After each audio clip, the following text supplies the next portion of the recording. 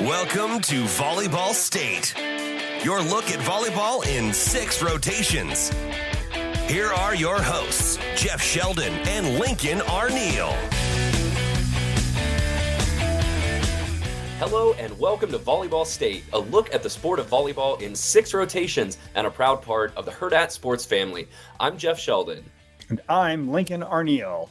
This week on the show, Nebraska survives an upset bid, and we're really still not sure how exactly. So we'll recap the Huskers' thrilling comeback against top 10 Purdue. Plus, we're at the halfway point in the season. It's time to take a look at the good, the bad, and the still unknown for the Huskers. We do all that with the help of friend of the show making his Volleyball State debut, Brent Wagner of the Lincoln Journal-Star.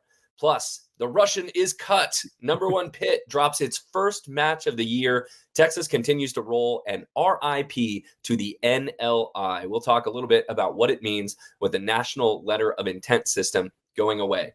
But first, Lincoln, tell the folks how they can interact with us in all the digital spaces as this volleyball community continues to grow. Yes, you can follow our show. We are on Twitter @VolleyballPod, and we also have a TikTok where you can watch clips of the show and also my video recap. You can follow me on Huskers Illustrated, where I publish all my articles. I do a weekly Substack, kind of the week that was, and also on Twitter @Lincoln_VB. So we've got a lot of stuff coming on, all the content. So much content. You can find me on Twitter @ByJeffSheldon. I don't have a Substack. I don't publish anywhere else. And my YouTube is not public, not for public consumption. So we'll get a guest Substack from Sheldon at some point. I'm sure I'll sit down and dust off the keyboard and write something. What did you write about that was not on the Substack this week? Oh, what did you have for Huskers Illustrated?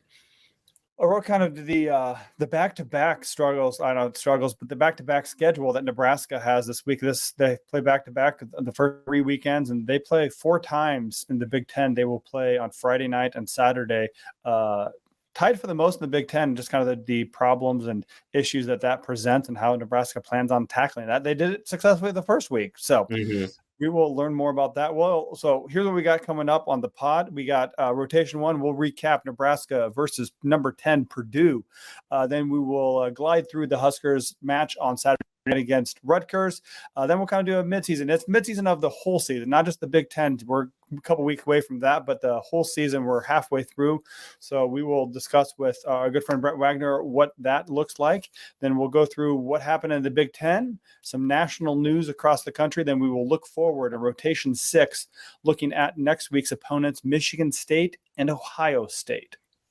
Also, if you are interested, if you own or work with a local business and you want to get your brand in front of the great listeners of the Volleyball State community, please give us a shout. And we'd love to talk about how we can partner with you to really enhance our show, but enhance your business as well with some partnership opportunities. You can reach out to us at volleyballstate@gmail.com. You can hit us up on social media, DM us. They're always open @VolleyballPod. Or you can get a hold of us individually, and we will steer you to the right folks that you need to talk with at Hurrdat Sports to help elevate your business by being a part of the Volleyball State community. So let's see. Do you have anything else you want to add, Lincoln, on that? Let's bring on our Brent Wagner to join. Let's get Brent in here. This duo and trio. Too long. Brent, hello. How you doing? Doing well. Thank you very much. Absolutely. Thanks for being on with us. You know, we've been doing the show for just over a year now, and we should have had you on sooner. We just never thought we'd make it this long.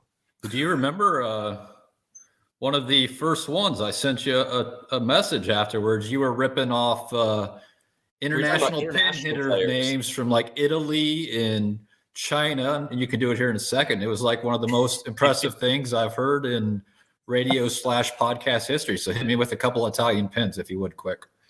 Well, I mean, there's Paola Egonu, who's the only one really that I could remember right now, but the one who went off in the Olympics. For China, you have Zhu Ting, and then there's a Wen in there and a Xi in there, I think, but I couldn't swear to what their full names were. And those are the ones I could remember at the top of my head. Both recalling the names of the players and the pronunciation, I thought you guys were on your way to winning an Emmy in the podcast world. That's all, Jeff. I stick to the American college games where Lincoln was confusing the Italian flag with the Mexican flag because they're both red, white, and green. And I think the less we talk about international volleyball, like the less danger there is for us to sound ridiculous. But Brent, quickly. How about Rutgers? Rutgers last night had that's true. Several international players. Well, and so will Michigan State, who we're going to preview at the very end of the show. I was looking through their roster today, and they've got Kiwis and Canadians, and they've thrown in some Slavic players, and they're a real, rainbow coalition at Rutgers now. Or not Rutgers. I was just talking to somebody last night. So who we had? We've had CC Hall was Sweden, right? She's Swedish, yeah. Pavan was obviously Canada. Mm-hmm. Who else are we missing from Nebraska? Oh man, there was a Polish setter that was here for about 5 minutes. I forget her name. Well, there was a DS from Israel. Israel, who ended up at Middle Tennessee State. Yeah, and that's about all that I can remember. And there was other, like Maria Hedbeck, if you go way back in the day, was from Sweden. Ah. And we're not counting Grace Lisa Perro as an American. She's from Puerto Rico, right? Yeah, she's American citizen. But I'm sure there's a really obvious one I'm missing, and someone's gonna DM us when the show goes live and says I can't believe you forgot about this person. But love it. Brent, how long have you been covering volleyball for the Journal Star and now the World Herald? You've been on this beat for as long as we've been paying attention to it, right? The first year in the Big Ten, so it'd be 13, 14 years. 13, I think. Yeah. So a veteran of the Nebraska volleyball beat. And thanks for coming on with us and lending your insight and your expertise. We thought we'd jump in and we talk about Nebraska Purdue because that's kind of what's on everyone's mind. Nebraska, as we move into rotation one, sort of I keep coming back to, I'm not entirely sure how Nebraska won this match. And, it has almost entered the meme culture where people are spitting out stats from the match. Or did you realize Purdue lost a match where they had 13 kills and no errors in game 5 and, hit, what was it? 3 something they hit in the 300s, 311. And, 311, yeah, I was scroll down to my notes here, but Nebraska ends up pulling this out 17-15 in the 5th. And I'm just really, obviously the easy answer is Purdue's service errors. Purdue had 19, I think, serving errors, and Nebraska actually had more kills than Purdue did. But Purdue's outside hitters were unstoppable in this match. And usually when that happens, it's good news for the team whose outside hitters are going off. What did you see on Friday night on how exactly Nebraska pulled this off? Yeah, this is nice of you, because the 25-year head coach came into the news conference and said he had no idea. The guy who's won 87% of his matches at Nebraska and 4 national championships said he had no idea. So I respect that you think that I will be able to explain this in great terms. Merritt Beason, good players making big plays in big-time moments. Merritt Beason did that, certainly late in the match. Andy Jackson, late in one of those sets, maybe it was the 4th set, had 2 massive kills. No serving error. Nebraska I don't think had any serving errors in the 5th set. And must have got just enough block touches on Chicoine there in the 5th set. I think she only had 3 kills or something. Only 3 kills. She had 3 kills, but earlier in the match that certainly could have been 4 or 5, and then that's the match. Kind of the top line, and we're going to talk in detail about that 5th set here in a little bit, is when it got down to crunch time, Nebraska was able to execute, and Purdue really wasn't. And I think the setter for Purdue is going to have a rough rewatch of that match in the late stages. I think she didn't put her hitters in the best position in kind of those turning point rallies near the end. But Nebraska wins at 17-15 in the 5th. Brent mentioned Merritt Beason. She had a team high 22 kills for Nebraska, including they went to Beason on every big point. She had all the clinching kills in all 3 sets that Nebraska won. And then they brought her in the back row and set her on a really good pass out of the back row when they needed a kill, when Purdue actually had a match point in game 5. So Beason had 22 kills. Harper Murray right there with 17 kills on 43 swings. But man, Lincoln and I talked about this just the other night off air. Eva Hudson and Chloe Chacoin, we've been praising them, I feel like, for the last year on this show as one of, if not the best outside hitter duos in the Big Ten. And they combined for 48 kills, and they both hit at least 325 in Nebraska. And when you have outsides like that, you always have a puncher's chance of beating anyone in the country. Hudson was particularly impressive, played like an All-American, had 26 kills, and hit 349 for Purdue. And then Chacoin was in the front row at the end of game 5 and had 22 kills and hit 327. So, Lincoln, I'm sorry, I've been talking a lot here. I want to give you a chance to jump in and just, this match, this is the kind of match it feels like that you got to win when you're not playing your best if you're going to try to win a Big Ten title and make another run to the Final Four.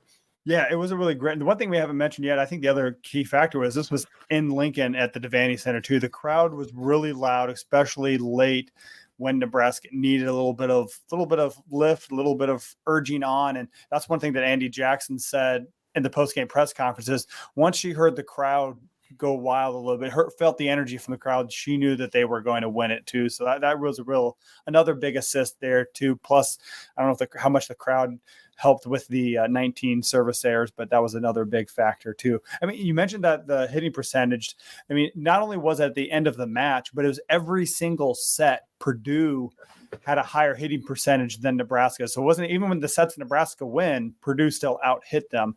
And it was the 311 you mentioned was the highest hitting percentage by a Nebraska opponent since Wisconsin. Nebraska also had 31 hitting errors, which was also the most since that 5-set win. Somehow Nebraska beat when there's 1-2, beat Wisconsin there too. So yeah. Yeah, well, Wisconsin hit 357 against Nebraska, the last team to hit over 300, and that was in the sweep up in Madison last year. Purdue had 19 service errors, so that cannot just be yada, yada, yada away. If you add actually Purdue's service errors and hitting errors, it's only, I think, 5 fewer than Nebraska's combined hitting and service errors, and then Nebraska had more kills in the match. So it does actually end up making sense statistically, but that's a weird-looking box score when you look at it. Yeah, and it was 8 different players had service errors too, so it wasn't like they were just clustered. One person had a bad night.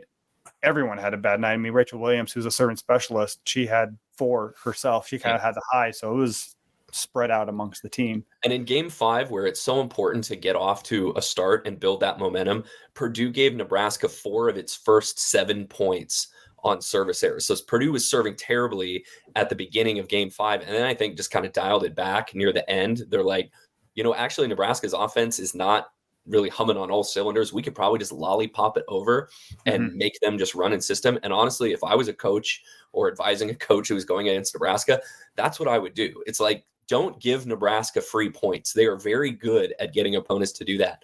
Let them try to run their offense in system because they're outside hitters. I don't know that Nebraska has pin hitters that are capable of doing what Hudson and Chacoin did the other night with 48 kills, and just take your chance playing block and floor defense. That's another thing I wanted to get into. Brent, I don't know if you've ever seen a Nebraska team that had 5 blocks in a 5-set match, but Nebraska's block was not really, they were getting good block touches for parts of the match, but they were not, scaring Purdue's attack at all. Yeah, I think certainly, Purdue's a very good team. I think in a lot of that, you have to give them credit for. I'd love to know how many kills they got tool in the block. It was probably the best anybody's done it. Tool in the block, and it worked early, and they kept doing it. And, I guess that's what's Chacoin's maybe 5'10" or something like that. And like 5'9". Yeah, she's not very tall, but man, she can leap. And she and Hudson both, I thought, were really impressive to win the block. And this is something I feel like I've been a broken record about for a couple of years. It's just like that is the sign of a really smart, skilled attacker who's got really good vision. And Nebraska could do a lot better themselves in having outsides who aren't just going to try to hit seam and deep cross or middle back or sharp cross. Like go try to break some fingers. And that's what Purdue's outside hitters were doing. That was kind of my big question for both of you in this match. Eva Hudson and Chloe Chacoin. I know Emily Eamon, a friend of the show, tweeted that they're like volleyball cheat codes. What were they doing that was so effective against Nebraska? Were they just hitting over the block? Were they, Chacoin can cut the ball inside really well? Were they tooling? Just why was Nebraska's block so ineffective against them? I think it was, obviously, like I talked about the tools. And then I thought Hudson was really good out of system. Like even, when she knew it was going to be an out of system ball, she still got herself, she knew what she wanted to do. She got herself lined up and she did it. And it was pretty impressive. Yeah, I think, and Hudson has that cut shot where she can hit the ball inside the 10-foot line. And a lot of times either it shaded off the block or the Nebraska opposite, the outside hitter on the opposite side of the court just wasn't able to handle that too. So I think that's the one shot that Nebraska never got used to. And they did a good job too of also mixing up. I mean, they brought a lot of thunder and are very powerful hitters from the front left and also from the back row. They utilized them a lot too, but they knew when to change up. I mean, I think Merritt Beeson talked about this too. Whatever they were lined up to block, they read it and were able to go to a different shot. So, I mean, they have a wide array and a very large selection of shots that they can hit. So it's very impressive by them. Well, and Purdue was in system, I feel like, most of the night. Nebraska didn't serve them all that tough. Nebraska made the decision to serve two players on Purdue. They served Purdue's libero, Allie Hornung. They served her 49 times. Mm-hmm. And normally you're not going to serve the other team's libero unless you think they're a real weakness. And she held up really well. It makes me wonder why they didn't try to go somewhere else. And the other place that they served was they tried to wear Hudson down. They served her 32 times. But they didn't really, on a rewatch, I was struck by Nebraska wasn't really serving BBs at her. They were trying to draw her up and maybe get her out of the hitting pattern, but all she was doing was passing a free ball essentially, and then going back up and taking a swing. So Nebraska didn't really help themselves, I felt like, from the service line on Friday night. Conversely, Purdue decided they were going to make Harper Murray, sing for her supper, and they served her 50 times, and nobody else in Nebraska got served more than 16 times. And so I thought Murray held up really well and was still able to deliver under those circumstances. But that was part of the game, I thought, on a rewatch. Yeah. Purdue got one ace and they were credited. I think that was a ball that Murray let drop. So it's not like she had a bad pass off of that. So Nebraska was their actual passing when they touched the ball was perfect. And they didn't give up an ace when they got the ball. They passed the ball. So, I mean, that was a really impressive job by Harper Murray. Some of it was the quality varied as the match went on, but she to withstand 50 serves in a match is impressive, and with her attack workload as well.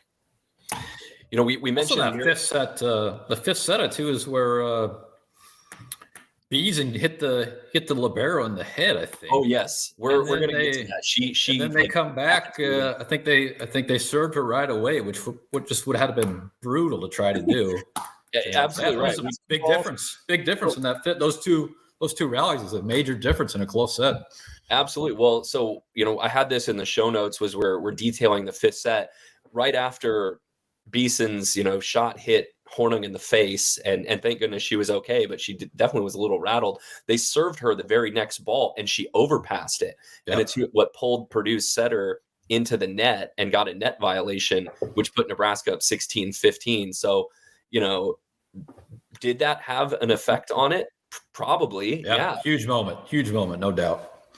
The other thing that jumped out at me of the match is kind of the continuing story of the season, where Nebraska's second outside hitting position just continues to struggle to put up offensive numbers. Lindsey Krause and Taylor Landfair combined in this match on Friday for 10 kills, 7 errors on 36 swings. That's an .083 hitting percentage. And so if you're Nebraska, thank goodness that the offense was balanced enough with some really nice production from the middles as well. Andy Jackson and Rebecca Alec had good nights offensively to kind of mitigate what is continuing to be a question mark for Nebraska from that second outside hitting spot. But I wanted to jump in I figured, Lincoln, we could talk about this match for an hour itself. And so I wanted to run real quick through. Nebraska won game one, 25-22, but then Purdue found their footing and hit 319 over the next two sets to go up 2-1. Nebraska really struggled to stop Hudson and Chicoine. And then Nebraska gets out to the big lead in game four. They led 17-12. And thank goodness they did, if you're a Husker fan, because Purdue really outplayed Nebraska over the second half of game four, outscored them 10-8 the rest of the way, but Nebraska was able to hold on and win that one 25-22 to start the fifth set, which is, what this is. Is this the second fifth set match that they played this year is Creighton, the only other 5-setter. And that was also at the Devaney Center. And like that one, Purdue is the one who kind of jumped out to the lead in game 5 and could have run away with this. And this is where like Dave Shondell was, I thought pretty chill for someone who was watching his chance at a season defining upset get served into the net over and over again. We said this before, 4 of Nebraska's first 7 points in game 5 came on Purdue's serving errors, but then Nebraska wasn't really doing anything to slow down Purdue offensively in game 5 either. Even Hudson had 7 kills in the 5th set. Yeah, and she almost had one that kind of took out Lainey Choboy. I think it was a tight one, and then at the net, I remember Bergen Riley was up at the net trying to block it too, and she kind of realized what was coming and lowered her hands a little bit. And luckily, Choboy got her hands up to kind of just save her face and deflect the ball. I think that shot was actually hit at such a sharp angle, it almost bounced in front of her. It wasn't going to hit Choboy, in the head, but it shows you what angles Hudson can put on the ball. I was also telling Lincoln this before the show. I don't want to take credit away from Purdue setter Taylor Anderson, but I think her location was varied. Let's put it that way. Her location varied when she was setting the pins throughout the night. And I think it almost worked to Purdue's benefit because Nebraska's block didn't really know where to set up. And so there were times where Hudson was pulled pretty far inside, but she was able to hit the ball inside the block, or it gave her a ton of line to work with. And you're hitting the ball then at Bergen Riley or Lainey Choboy, and you've got it past the block. And Hudson's just so good with the variety of shots I think that she can hit. She really was outstanding on Friday, and she had 7 kills in the 5th set. Yeah. And I think so that takes us, Hudson, they were able to move her around a little bit on the pin, not just always hit directly next to the pin too. So that brought her inside a little bit. So that helped. So, but she had a big kill that put Purdue up 10-8, and it looked like Nebraska was really in trouble. They called timeout, figure things out. Beeson answers with the kill, and then they had a thunderous kill from Andy Jackson that tied the set up 10-10-2. And that really that kill by Andy, and that kill by Beeson moved Andy Jackson to the front row, and you had to like Nebraska's position with her going through the front row after that and during the final stretch of the match. Brent, Andy Jackson has, she was saying that last year, a lot of times she just kind of closed her eyes and swung. How have you seen her just sort of stretch herself a little bit as an attacker this year? Definitely more shots, and I would say especially the quick in the middle is, last year it was so much of it was the slide, and the quick is better, and then she's a lot better. You notice her more in transition instead of just, when everything's perfect. Transition, they've had some pretty good kills in transition as well. She's hitting high hands more this year, and so she didn't do it very much at all, I think, last year, but that's an area of her game I thought she's grown too. And it's, a danger when you can get up as high as she can. A lot of times she just tries to hit the ball straight down, but when you do that, you can pull it into the block from time to time. And she still does it once in a while, but she's just a lot more skilled, I think, in that area than she was last year. And she got that big kill in transition to tie it 10-10. And Purdue had chances during that rally to stretch the lead back out to 2, and some not great setting, I think, gave Nebraska a tipped ball back in transition. So again, I think the end of game 5 is going to be a little bit of a tough rewatch for Taylor Anderson, but it looked like it still might not matter because Eva Hudson was still just going off, and she was getting the volleyball gods kind of on her side. She had that kill that tied it 13-13, where it looked like a mishit. She was trying to hit a sharp cross and it went off the tape. And I can't count how many times I've seen shots like that trickle along the tape and end up going out of bounds, even though there's not really a defender in the area. Well, this one landed in, and that ties us 13-13. Nebraska gets a point to go up 14-13 and have their first match point. But then Chloe Chacoin at that point is in the front row, and she hits one to the back corner and saves it. And now it's 14-14, and we know that we're going extra points. And then everyone had a pit in their stomach on the next rally, if you're a Nebraska fan, because Taylor Landfair came in and swung hard into a double block, got roofed, and now all of a sudden Purdue has a match point up 15-14. Yeah, and that kind of Nebraska used their final timeout after that to kind of regroup. And like we previewed earlier too, when Nebraska needs a big kill, they went to Merritt Beeson, and they kept her. They changed their rotation a little bit too, where usually she would stand and serve, but then would rotate out. Lainey Troboy would come in for her, but they kept her in another half rotation, so they would avoid having the back row of Troboy, Mauk, and Rodriguez so then you have two attackers and your offense is extremely limited. So they kept her in an extra rotation. And that really kind of opened up a lot of things with that back row attack. And this is the facial that delivered into Hornig, and kind of that. Merritt Beeson, very kind individual. After that hit, she kind of went over and checked her, wanted to, "You okay? Sorry." And but that was another big point of that too. I mean, Brent, what did you notice? I mean, what do you think having Merritt stand for just that one half rotation, did that change things for Nebraska's offense? Yeah, it's certain in both matches this week. Definitely more out of the back row, and I'm sure they'll continue to look at that. And yeah, I can see both sides of it. It seems like, at Nebraska, maybe some years you shouldn't have to factor that in as much, because you should have more consistency on the pin with, some combination of your outside hitters and your right side hitter. But that hasn't always happened this season. So yeah, they definitely have to look at that back row more. Think about what it says for, I assume it was John Cook calling that play.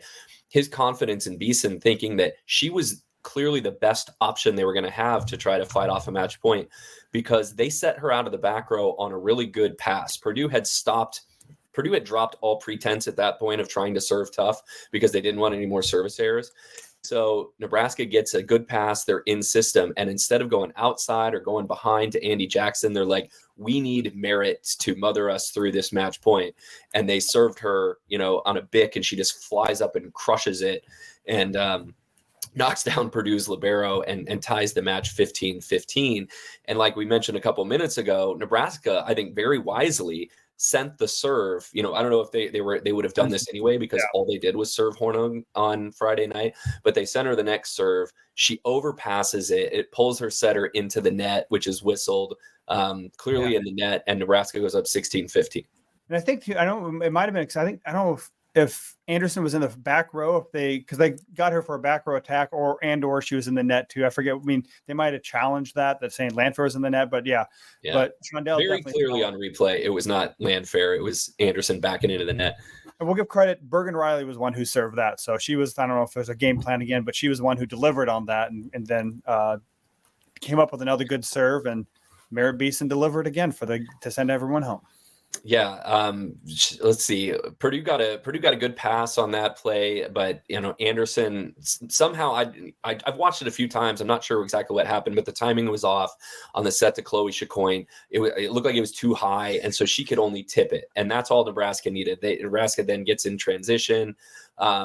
Beeson hits the ball out of system, and really it wasn't like the biggest thunderbolt that Merritt Beeson had all night. She hit it right at Anderson in the back row.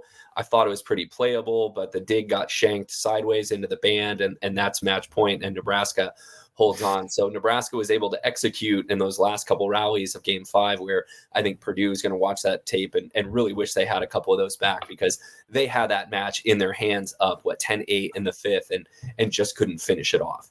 And a match point too. Yeah, they had a chance a rally to win it as well too. So I mean, so this is the only time, because of the scheduling format, this is the only time Nebraska will face Purdue. I mean, Brent, where do you see kind of Purdue stacking up in the Big Ten? Are they? Do you still see them as one of the elite teams who can challenge? Or are they just? Where do you see them stacking up in the Big Ten race the rest of the year?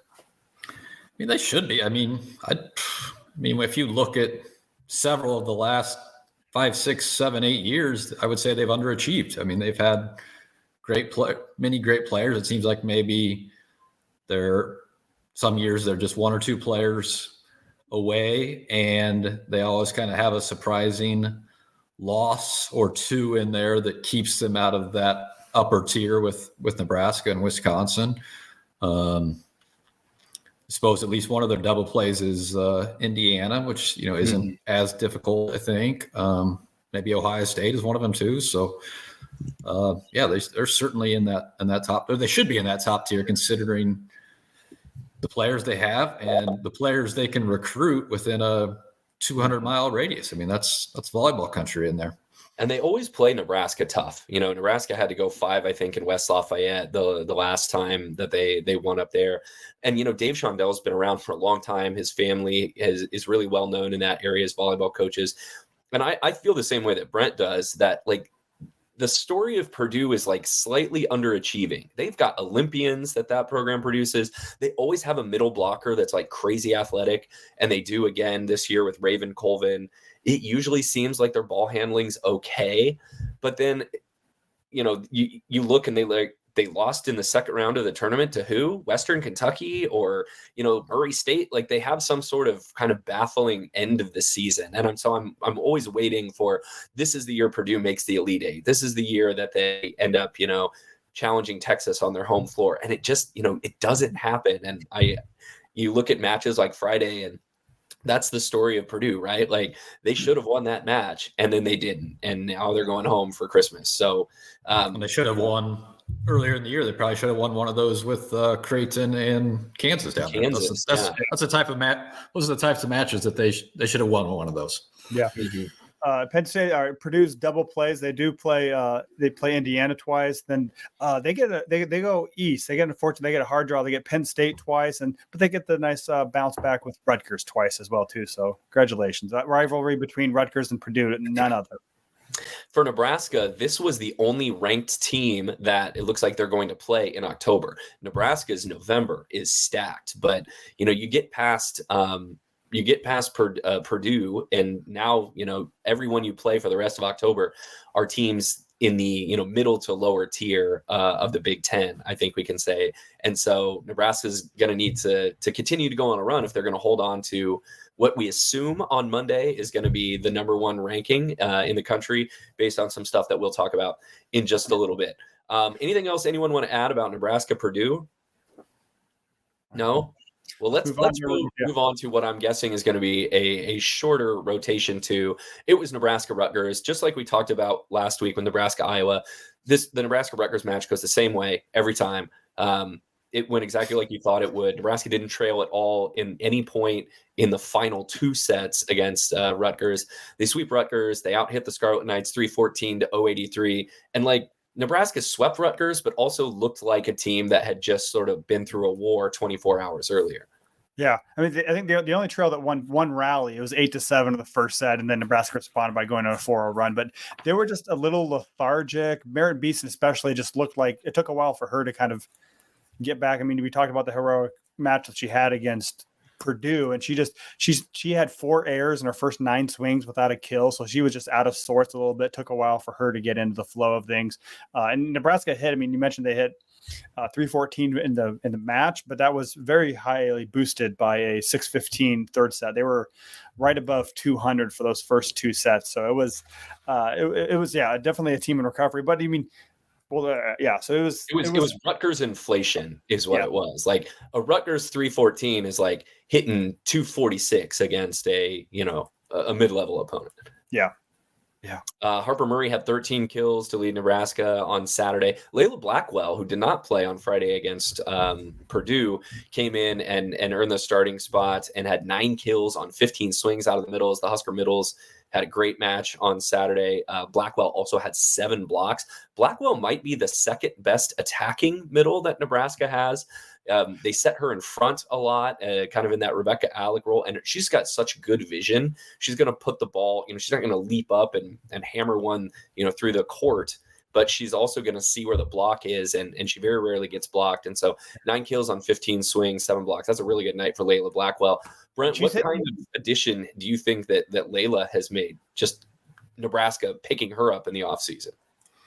I'm just amazed. I mean, everything around. I mean, obviously they had to, I mean, even when people added her, like, well, why are they adding her? Well, you can't have 2. I mean, if either of them get hurt and then you're having to look at the end of the bench, I mean, John Cook would get criticized to no end for only having 2 middle blockers.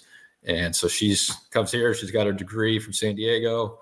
Good teammate. She's ready when they need her to do whatever role it is. It's been, as far as 1 year players, it's gotta be pretty high up the ranking. Yeah, and I believe she's hitting 509. She's hitting above 500, which if she had enough sets played to qualify, she would be leading the nation. But because she's been kind of a limited participant in a lot of the matches, she's 529. There you go. She's not amongst the leaders in hitting percentage. She's making the most of her opportunities. I think she also has maybe one of the highest ratios of starts played to press conferences appeared in too. She's every match she plays in is like, well, she was one of the best players out there. Let's talk to her. So she's just really, really good to see. Nebraska again started Taylor Landfair at that second outside hitter spot on Saturday. She played the first 2 games, and then Lindsey Krause came in for game 3. Landfair had 6 kills and hit 211 in her first 2 sets. So not setting the world on fire against Rutgers. Krause came in and actually had a really strong game 3, 4 kills on 6 swings. So Nebraska did what they needed to do against Rutgers. And what's the winning streak at now? Is it 14 matches? Yeah, no, 13, I believe. 13. Okay. Yeah, 2-1. Thank you, Brent, saving us on that one.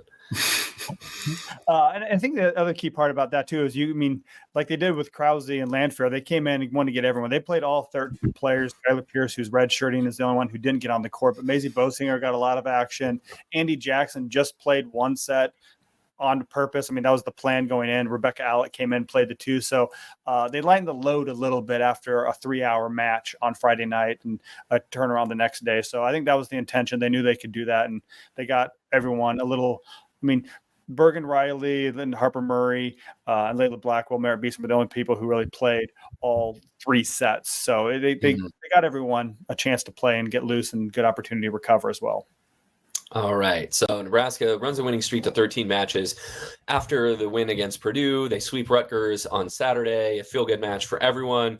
Let's move into rotation 3. We're now at the midway point of the season. And, we've got some questions here, Brent. We'd love for you to jump in just wherever you would like. I'll throw this out to both of you.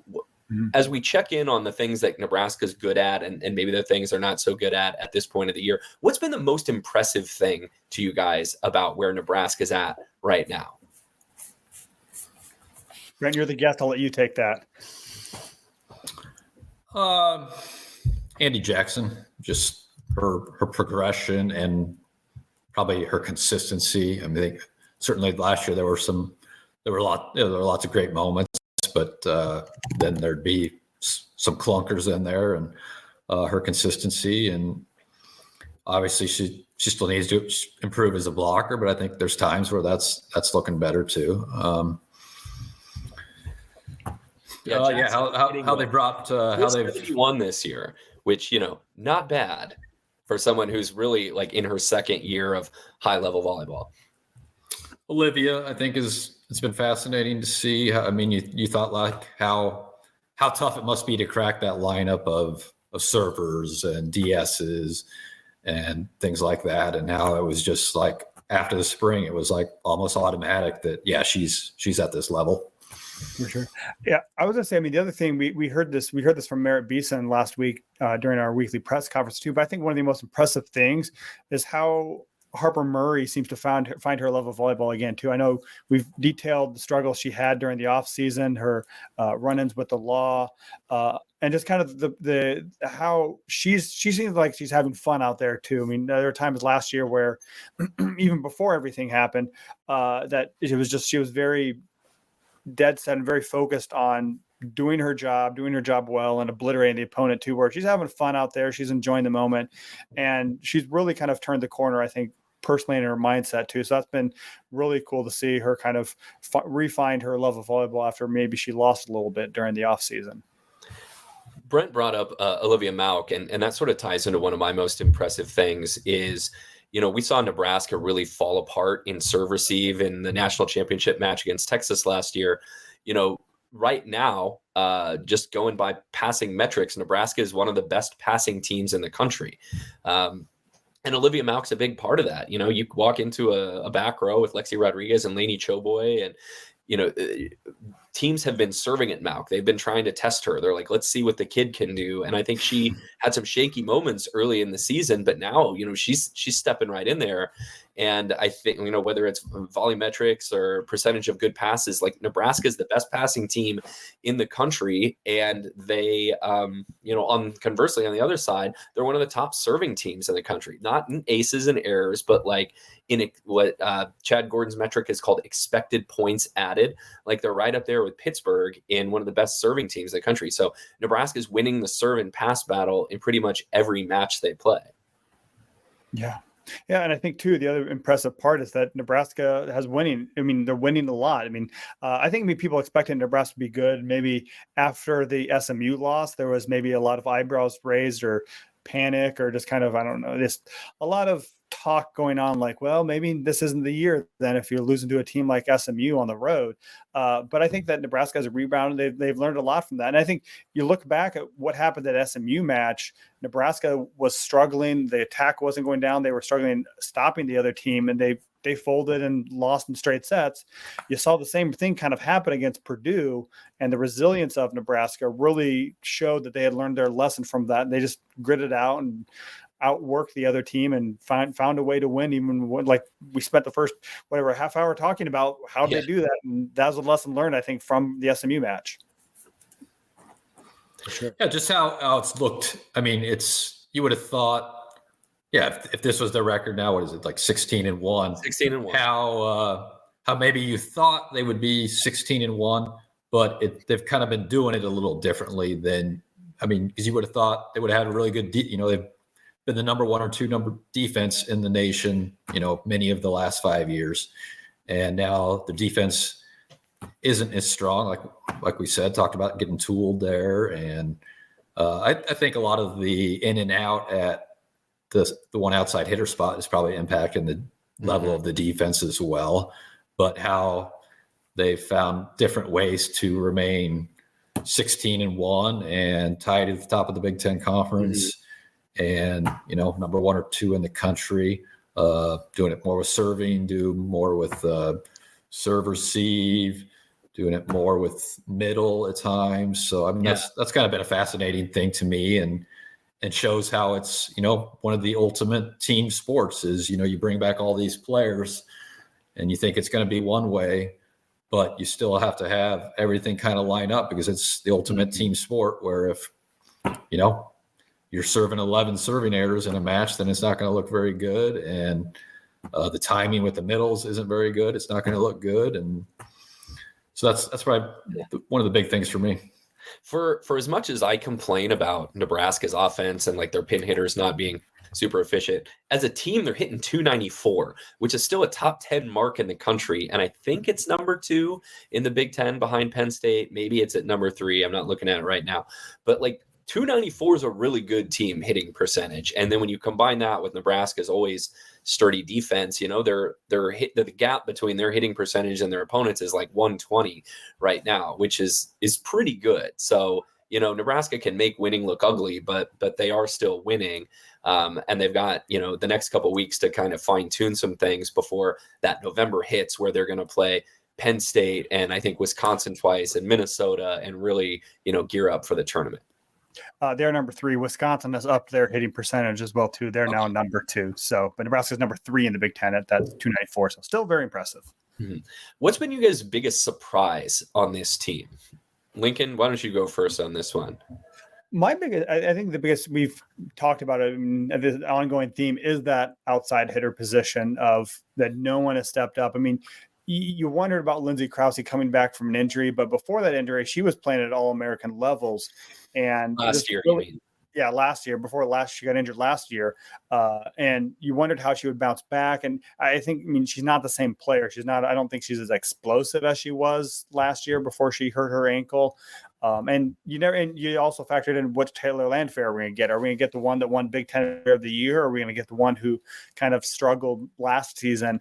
And we've seen both versions of that. And Lindsay Krause has her moments too, but it's just no one has really stepped up that opportunity. And been very terminal on that outside hitter too. So I think that's been the struggle that is really kind of holding Nebraska back from really having people confident. Like, this is one of the best teams in the nation, is that second outside hitter. I mean, even though they're playing outside hitter one position because it's right next to the setter, it's this, we'll call it outside hitter 2 behind Harper Murray. Mm-hmm. Brent, what about you? What's the biggest surprise you've seen this year? I could come up with something else at this point, but I'd be lying to you. So I can't add much to that conversation that he wouldn't have previously said. Yeah. So you can ask me like number 2 or 3 or 4 on the list. Or the thing that's most maybe surprising to me, if we're not, talking about, hey, you bring in, you still haven't settled the second outside hitter position. We've kind of touched on this a little while ago, but Olivia Mauk being able to come in and earn essentially a starting DS spot as a freshman when you've got Lainey Choboy and Lexi Rodriguez already kind of handling the back row, and then absolutely, proving herself. And maybe she'll have some rough matches as the season moves along, because there's just going to be more and more matches to be played. But, if we joked a couple weeks ago on the show, if trades were legal, right, in college volleyball, like, what could Nebraska get for a third string DS that could probably go start at libero at a lot of places in the conference? Could Nebraska get an outside hitter to crack their starting lineup, or a backup opposite, or a backup setter or something? Because she's a luxury for Nebraska at this point. They don't need a third outstanding DS, but they're going to use her because she just handles serve receive so well. Yeah. So, I mean, Brent, maybe not a surprise too, but what have you made kind of the rotation at middle blocker too? I mean, Layla Blackwell's been kind of, I don't know, used as a relief middle blocker. I mean, what do you make of how Nebraska's handled the workload at that position?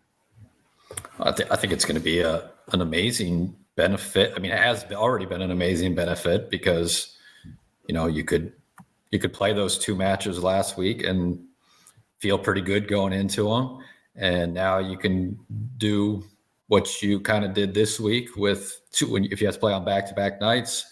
You can bring somebody else in, even if it's for a short burst. I mean, obviously, I think, the majority of it, he wants it to be the core group of people and try to max out what they got. But, on one of those, let's see, they play like a Friday night match, and then they play on the road, they play a Friday night match, and then they play at 2:00 on the next day. And I wouldn't say it's happened a lot, but it's what can happen with that outside hitter spot where you thought, hopefully somebody's going to take that spot and go with it. But if you lose the first set and that one outside hitter is hitting 100 or under, then you're going to the bench and saying, all right, we got either Krause or we got Landfair. And now there's probably some ways where they could do that at middle blocker as well. Yeah. Let me bring up something about because, that's our next question is the biggest question mark Nebraska has for the second half.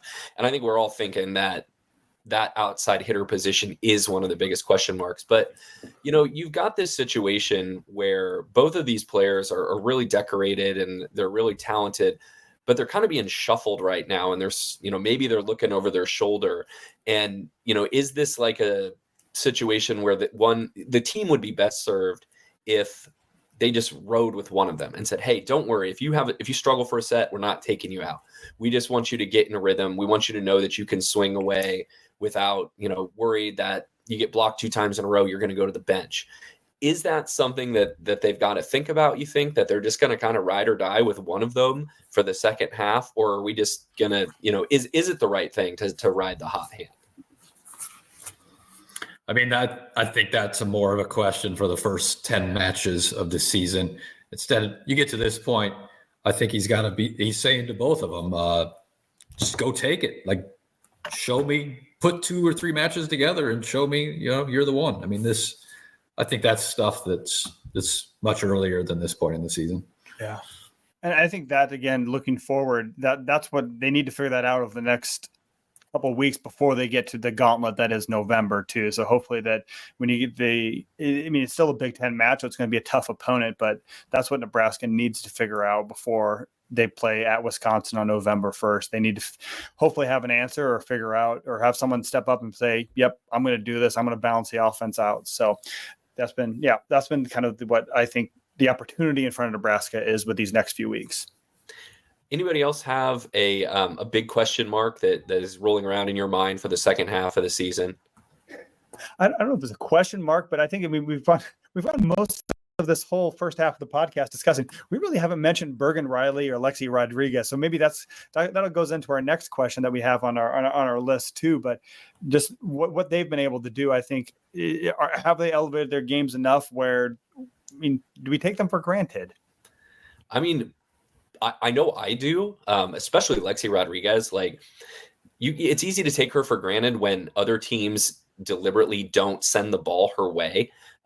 She'll still get digs, but like the opposing team's offenses are geared around not hitting the ball at her, and they don't serve her very much at all. They're trying Harper Murray or Olivia Mauk or someone else.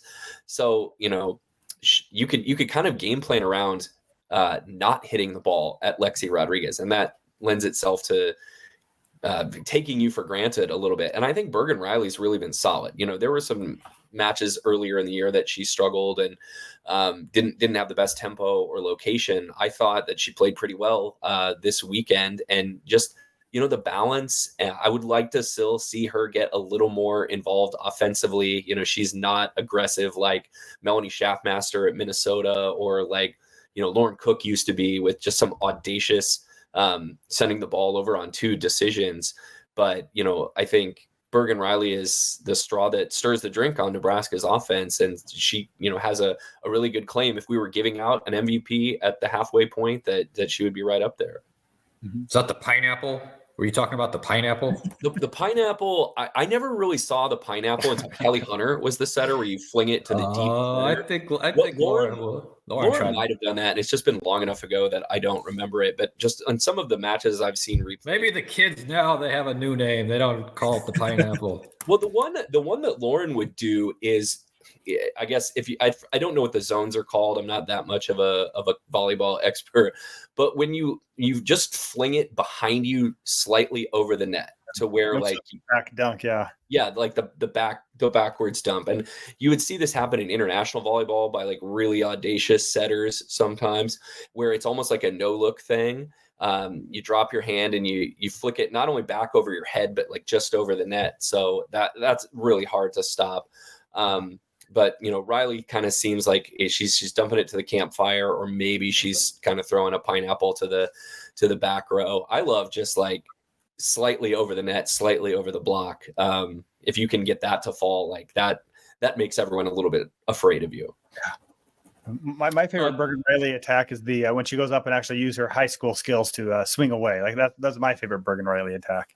Oh, you see that from the lefties all the time. Like Micah Hancock used to do that. Brent, I don't know if you remember that. But like any lefty setter, when the ball comes up, like they drop the right arm and they turn into an opposite, and they just wail away on the ball on second contact. Who is it? The Ohio State setter. Mac Pedraza would do that when she was at Ohio State, I think. Yeah. Unless I'm confusing her with a different Ohio State setter. But it was like always annoying because by the time you knew it was coming, you couldn't stop it. Yeah, Cam Hayworth in Indiana does that a lot too. So, okay. I only think about Hancock when it comes to, or with serving primarily, how like if you needed some sort of punishment in the world, it would be go over there and Micah Hancock's going to rip off some serves at you. She's like a volleyball firing squad. Then you won't like rob a gas station or something like that after that. If we had to pick a different first half MVP, I would go with Andy Jackson. We mentioned earlier, she's hitting 471, 2.5 kills a set. Her blocking numbers are really good as well. She's averaging, I'm bringing it up here, just over a block a set. Nebraska's got 3 middles. All 3 of their middles are averaging over a block a set when you factor in Layla Blackwell's, kind of limited minutes too. But Andy Jackson's just is like, when Lauren Stivrins is gushing about you on a broadcast, then like, that you're a crazy impressive athlete. Yeah. Who would be your first half MVP, Brent? Andy. Yeah, for sure. And I'm also excited to see, like, she has the experience, she has the athleticism. Like, what could that eventually look like blocking? and she'd be the first one to say the same thing. Like, there's still, at least last year, there were times where she would she'd like close her eyes because she's just not used to blocking at that level. So with the coaching, with the experience, with her athleticism, when that gets going, it'd be pretty impressive, I think. That's one area where I feel pretty confident in Nebraska being able to develop player skills is blocking. Like they're gonna get her a little faster lateral movement, I think, to close the block and the technique there. Like Nebraska is always going to develop good blockers. Yeah, I think Andy, I was thinking about that, which I think of anybody different, but I think Andy Jackson would be my first MVP. I think a close second would be Bergen Riley, because I think Bergen's done a good job of forcing the issue of getting Andy a lot more swings and getting her more involved. She's been a little more aggressive and not just waiting for a perfect pass to give Andy a slide or give her a quick set. So I think, part of that, I've been yelled at by previous former college coaches that it's not just Andy Jackson. There's a whole system in there, but I think Bergen Riley, I think does deserve some of that credit for Andy Jackson's success, but Andy Jackson, that athleticism is very rarely seen in the college game. All right. Well, hey, that has been our mid-season recap of Nebraska. Brent Wagner of the Lincoln Journal-Star and Omaha World Herald, thank you so much for being with us. We should not have waited this long to have you on, but it's great to see and talk with you, and we'd love to have you back sometime. Yeah, thanks a lot. It was fun. Awesome. Thanks, Brent. Thanks, Brent.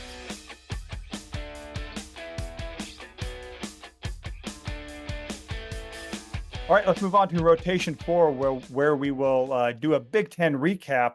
We talked a little bit about Nebraska's hangover after that Friday night 5-setter, 3-hour marathon against Purdue. Purdue may have also had a little bit of a hangover. They went to Not Ames. Oh my goodness, Iowa City.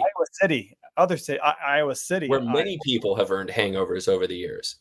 Yes, they dropped a set to the Hawkeyes, which may have been surprising. So. They were, again, a weird stat match.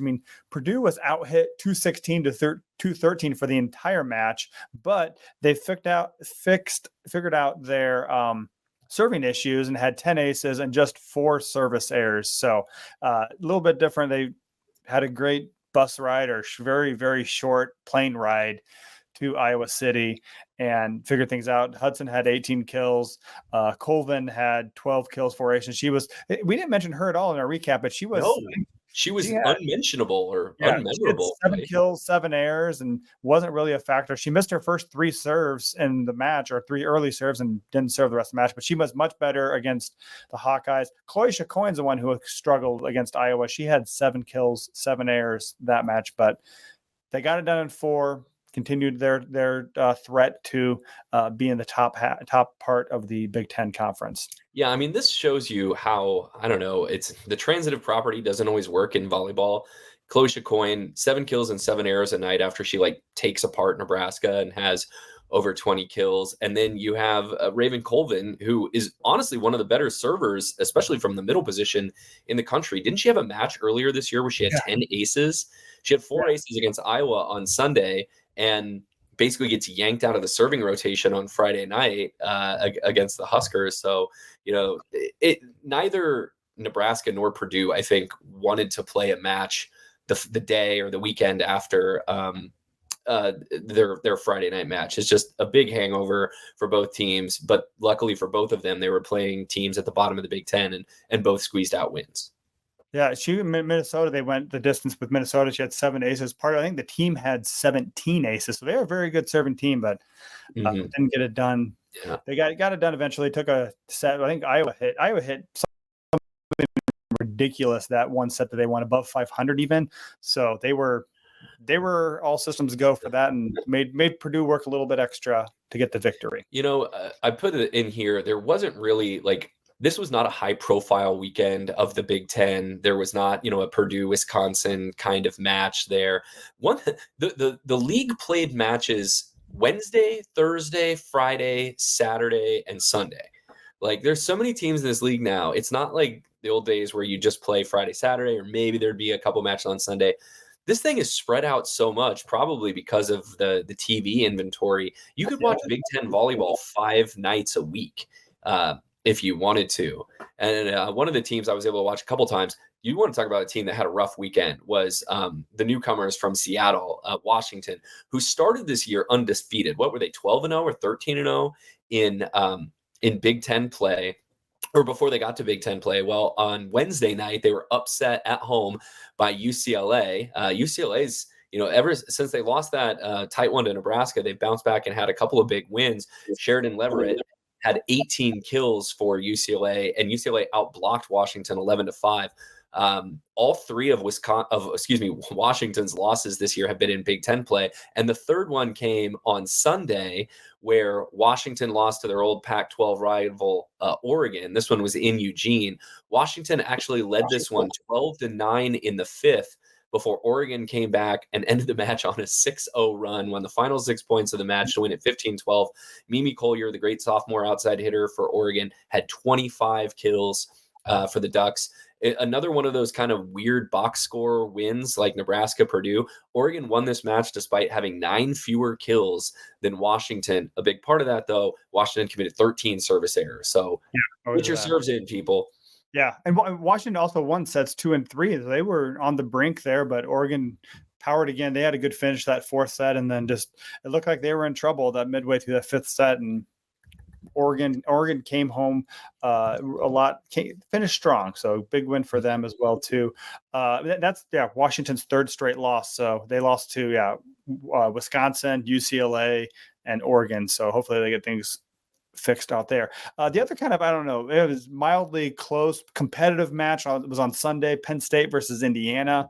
Penn State won the first set. Indiana answered back, and it looked like Indiana they had 5 set points in the third set, but again, serving was an issue. They had 5 set points. 3 of those they didn't even make Penn State swing. They had service errors. So Indiana might be the most aggressive serving team in the Big Ten, but that ends up with you serving out a lot.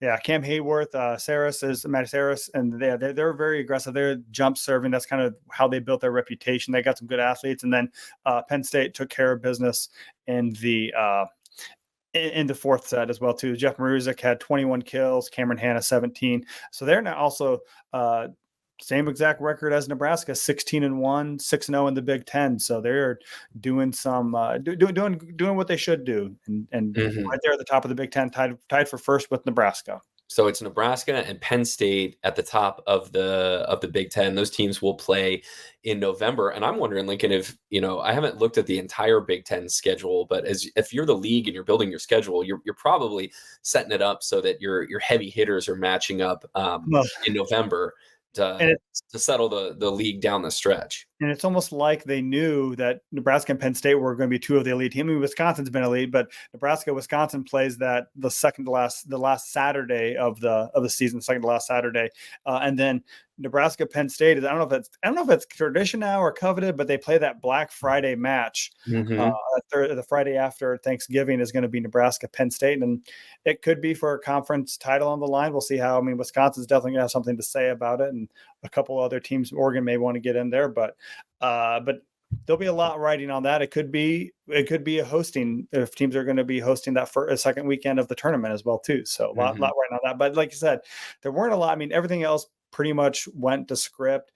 Maybe there was Illinois went 5 sets with Michigan State, or there's some Wisconsin won both of their matches but didn't play anyone of consequence. So so there was. I mean, if you think a team should have won this weekend, the last week, they did. So there wasn't a lot of high profile action, but that did not hold true to other conferences as we transition to rotation 5 in the national news.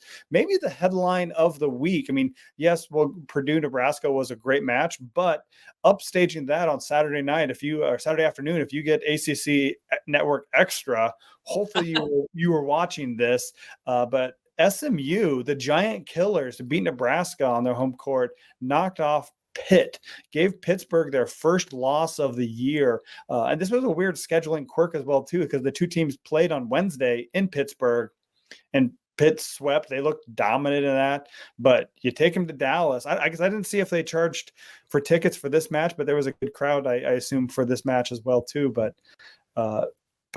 SMU knocked off. Pitt and Nebraska both have 1 losses. Both happened in Dallas to SMU. So the what jumped out at me about this one, Pitt is hitting, what were they hitting? We said last week, like 370. They're the nation's best offense. They're probably the nation's best serving team as well. They've got, top 5 rated players statistically at every position. Well, you take them down to Dallas and they hit 218, which kind of blew me away. So something is weird in Dallas when you're playing that SMU team. Nia Shimei, who had 9 kills, which doesn't sound like a lot, but nobody got in double figures in that match against Nebraska. She led SMU in the match against Nebraska. Well, on Saturday against Pitt, Shimei had 20 kills to lead the way for SMU. They won it in 5. It was tight midway through game 5, 8-7 at the changeover. SMU was leading, and then they went on a 5-1 run to kind of pull away. And listen to this, SMU hit 643 in the 5th set. So Pitt wasn't doing much blocking or digging or anything, as Pittsburgh stunningly loses their first match of the season. And that probably means, at least, judging by past poll behavior on Monday, that's going to move Nebraska up to the number 1 team in the country, is my guess. Yeah, and I did a poll after Pittsburgh lost on Twitter to ask who fans wanted Nebraska, who fans wanted to be number 1. My Twitter audience, I think I leans heavily Nebraska. Nebraska dominated that poll too, but they only got 60% of the vote. Pitt got a good number share, and SMU was my third one, they got a very small, less than 5% on that. So I think that Nebraska will be number 1. I imagine they will not be unanimous. There'll still be a fair number of people who put Pittsburgh number 1, and we'll see what comes out with that one. And then also the volleyball mag, the media. I have to do some contemplating on Sunday night to figure out what that's going to look like for me. But while we're talking about undefeated teams, let's give some shine to the only undefeated team left, the last ones with an unblemished record, South Dakota State. The Jackrabbits are 16-0. They survived a four-setter against North Dakota State this weekend. So have they played UNO yet? Yes, they beat UNO last week. They swept UNO. That was part of I was checking on their schedule to see what they were up to, and they beat UNO during this last week as well too. So the Jackrabbits, maybe they're going to get a couple votes in the volleyball mag poll. I don't know if anyone's going to have the foot spot. I looked at their number 1. Their RPI was in the 50s, I think. Oh no, they were in the 30s. Their best win was over someone in the 70s. So they did not play a grueling non-conference schedule. Well, preseason number 1 Texas, who has dropped to 7 after some early season losses, looks like they've refound their mojo. They swept number 12 Kentucky in Lexington on Sunday, and it was not particularly close.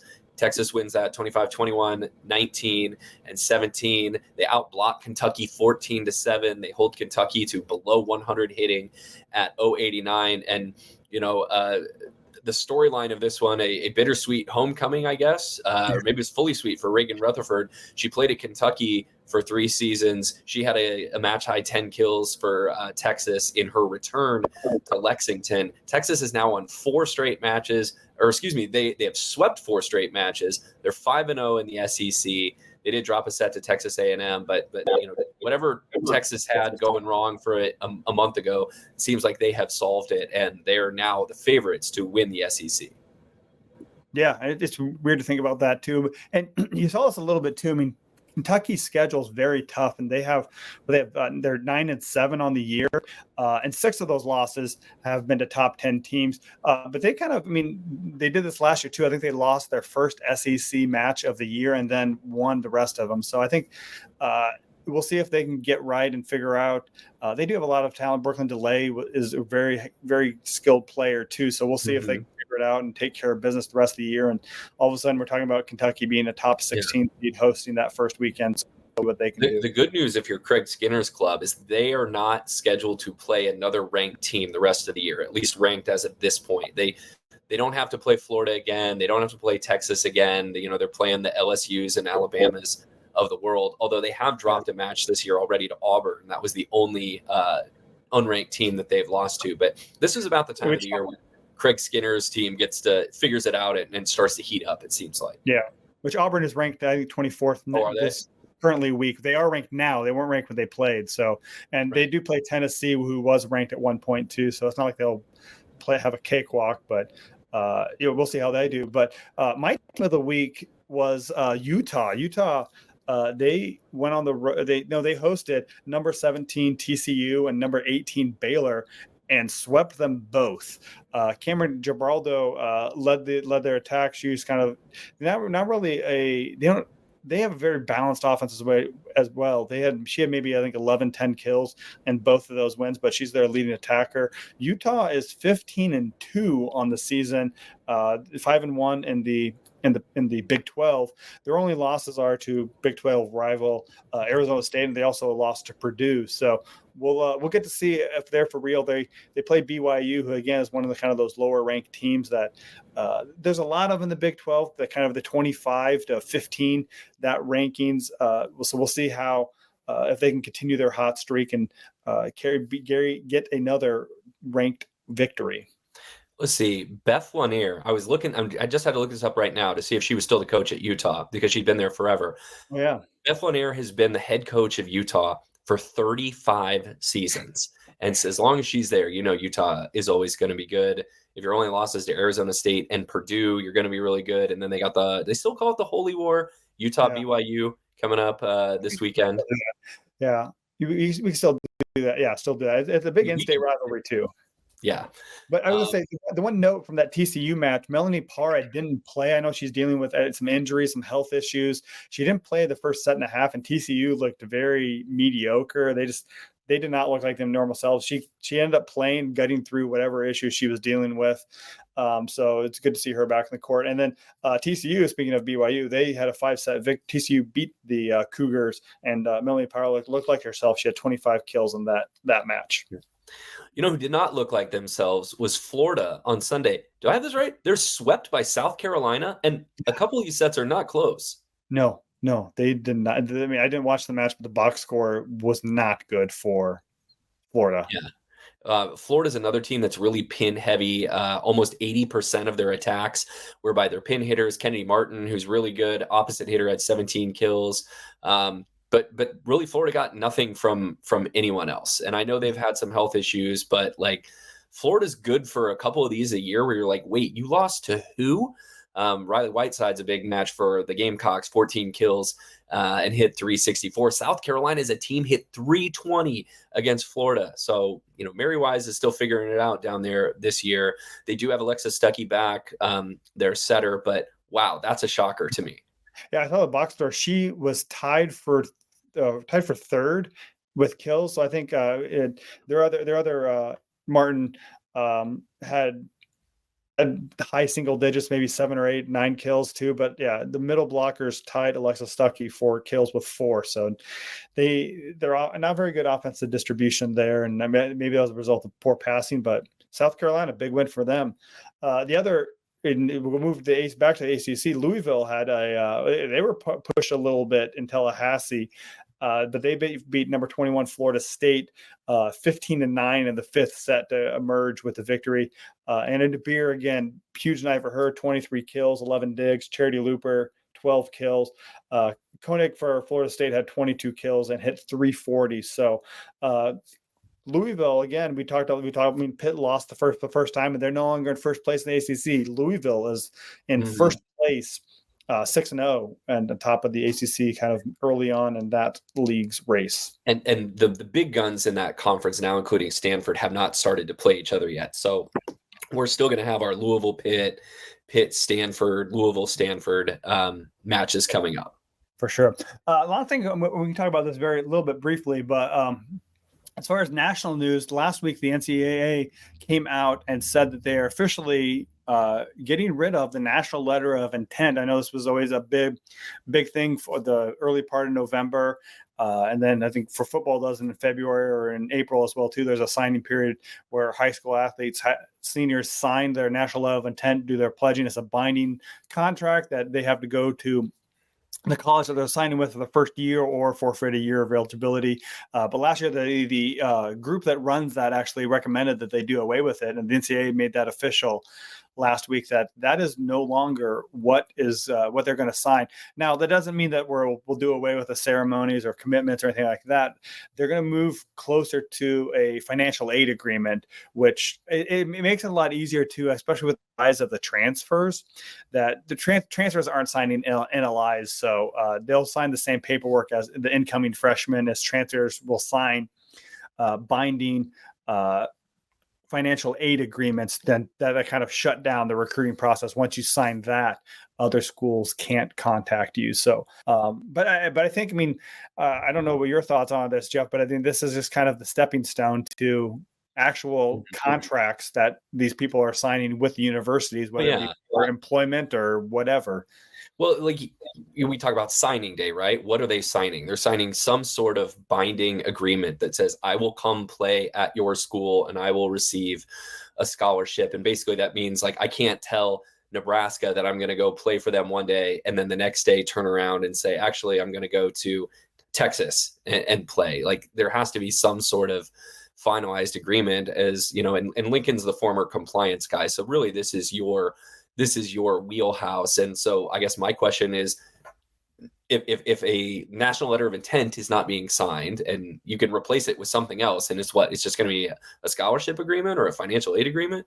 Yeah, financial aid agreement too. And I think there, like you said, I think there's also, NCAA rules around that they can implement, that once a prospect signs us, whether it be a high school senior or a transfer, it shuts down communication. You can no longer communicate with them if you're a coach trying to recruit them. It's kind of the same thing as an NLI, because and it also allows coaches and programs to talk about people that have signed with them. That was kind of the big deal about the NLI, is once they officially signed that letters, now we can acknowledge that they've been a verbal commit for the last however long. So I think it's a good process. Because they had been a lot more liberal with their waivers whenever a coach left or something else happens that kind of allowed schools to release them from the NLI. This is also very good that's going away, because NIL versus NLI is a very confusing. Yeah, people get tongue-tied over that all the time. So like me. Good riddance to the national letter of intent. You still got to sign on the dotted line somewhere, and that will just be a different piece of paper now. Shall we move into rotation 6? Let's do it. Wrap it up. Nebraska has 2 matches, and even though this league plays its matches over a 5-day span, Nebraska is playing both of their matches in a course of about 18 hours next week. But neither of these teams are very good. Nebraska's going to play at Michigan State, both these matches on the road, at Michigan State in East Lansing on Friday, turn around and play Saturday afternoon in Columbus at Ohio State. Michigan State is going to bring a 7-match losing streak into Friday's match with Nebraska. I was stunned when I saw that today. The Spartans lost in 5. So the closest they came to getting a win in the Big Ten play happened on Saturday. They lost in 5 at home to Illinois. Spartans have a lot of transfers. They brought in 2 transfer outsides that are leading them in kills this year. Akasha Anderson's from Auburn. Taylor Preston spent the first part of her career at Oklahoma. Preston's averaged 3.4 kills a set for the Sooners her freshman year. Taylor Hold'em, who was the star freshman for Michigan State last year from New Zealand, is having a little bit of a sophomore slump. She's only averaging 2 kills a set. She's being set less, and her hitting percentage, which was not great to begin with last year at 170, has dropped down to 134. That sort of plagues Michigan State across the board. The Spartans are 15th in the Big Ten in hitting percentage. That's out of 18 teams. They're only hitting 211 as a team. They don't have a great offense this year, and they have the fourth worst opponent hitting percentage as well. So they're not great defensively. Opposing teams are hitting over 200 on them. You expect Nebraska to be able to wrap this one up. The Huskers have won 16 straight matches against Michigan State, including the last 7 they've played in East Lansing. So Huskers, Michigan State, locking it up again on Friday night. Yeah, you wonder what Nebraska's going to do, because it's almost the inverse of what happened this week. They play Ohio State on Saturday afternoon. So, they're the tougher of the 2 opponents. So you wonder how Nebraska's going to balance the workload, and hopefully they will get for their sake a sweep, because they, like you said, play Friday night and then they play Saturday afternoon in Columbus. They got to travel and they get there. But Ohio State, they enter the weekend 8-8. They are 1-5. They lost to Michigan. Is that, Jeff? Yeah, they lost in 4 to Michigan on Sunday. I'm sorry, I'm updating our notes right now because I didn't look before the show started. But they played at home against Michigan and lost in 4. So they're Ohio State's now 1-5 in the Big Ten.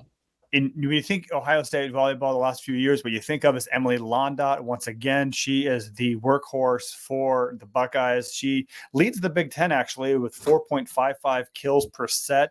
When you talk about one-dimensional offenses, she has 350 more attacks than any other player on the Ohio State roster too. So they live through her, and kind of it's not that hard to build a defensive game plan. I mean, yes, you got to try to stop her, which is that. But if you can shut everyone else down and make Emily Londat, she can do that. But she had 24 kills against Michigan on Sunday, which was nearly half of the 51 that Ohio State had as a team, and they still lost in 4.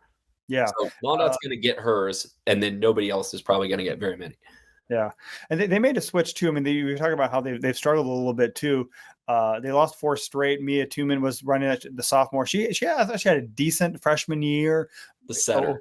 As a setter, but they got a Virginia transfer, Kamaya Gibson, who's an Ohio native. She went to Buckeye High School. I was looking at her.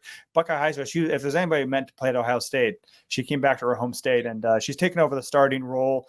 I don't know if we've seen a lot of signs of progress. I mean, if you're losing, Michigan's an improved team, but if Ohio State is where they should be, and Jen Flynn Oldenburg, I really like her as a coach too. She really sparked their turnaround, but since they got rid of that senior class a couple of years ago too, where they all their 5th years went elsewhere, Ohio State has really struggled to maintain that level of success too. But they're playing in Columbus, which Nebraska has not had a lot of success there recently. They've lost their last 2 matches there, not counting Final Four appearances.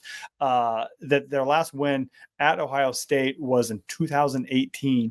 And we've talked a lot about kind of the struggles of back-to-backs. Ohio State also has a rough weekend too. They host number 3 Penn State Friday night at 8:00 Eastern, and then have to come back the next day and face probably the new number 1 country in the team in the country. So this is maybe one of the toughest weekends anybody has all season long. Ohio State and Penn State used to be paired as travel partners because Nebraska would always have to play Ohio State. It was usually, if I remember this right, they would usually play Penn State first. So they'd play Penn State on Friday and then have to fly to Columbus and play Ohio State on Saturday. So like Nebraska was always, had tired legs when they went up against Ohio State, but Ohio State's had some really good players over the last decade. Taylor Sandbothy was a really good middle. The Mac Pedraza spent most of her career as the setter at Ohio State before transferring to Penn State. And so it's kind of, I'm not used to seeing Ohio State on hard times. They're probably not going to make the tournament again. They're rolling with young players along with Emily Londat. They made that transition at setter. I think Kamaya Gibson, this is only her 3rd match maybe as being the starting setter. So they're still trying to figure things out. And Nebraska gets them on Saturday afternoon. Yes. And that's our show for today. Thank you so much to Brent Wagner from the Journal-Star for being on with us. And thank you, the loyal listening audience. Hey, we're going to ask you for one more favor. Please subscribe and review. Leave us a 5-star review. That helps us out, boosts us in the volleyball community. Even if you think we're like America's 9th best volleyball podcast, just lie, just fib and give us a 5-star review. Subscribe. You can also get your Volleyball State merch, including your Bald Set Spike shirts and your Justice for Libero stuff at hurrdatsports.com/shop. And hey, we had a great night on Friday night on social media. A lot of great conversations about the Nebraska-Purdue match once that finished up. So we know that there are volleyball sickos out there looking to talk volleyball late into the night. And so thank you for doing that. You can find us on Twitter at VolleyballPod. And you can also email us your questions, your guest requests, your show ideas at volleyballstate@gmail.com. Yes. And where can they find you on Twitter too? If they You can find me on Twitter at @Jeff Sheldon, BY Jeff Sheldon, and you are just all over the internet. Yes. Best place to find me is also on Twitter at Lincoln_VB. I do dabble on Threads a little bit, Lincoln_VB. But read all the content at Huskers Illustrated. Sign up for our Substack at volleyballstate.substack.com. Join us for more fun.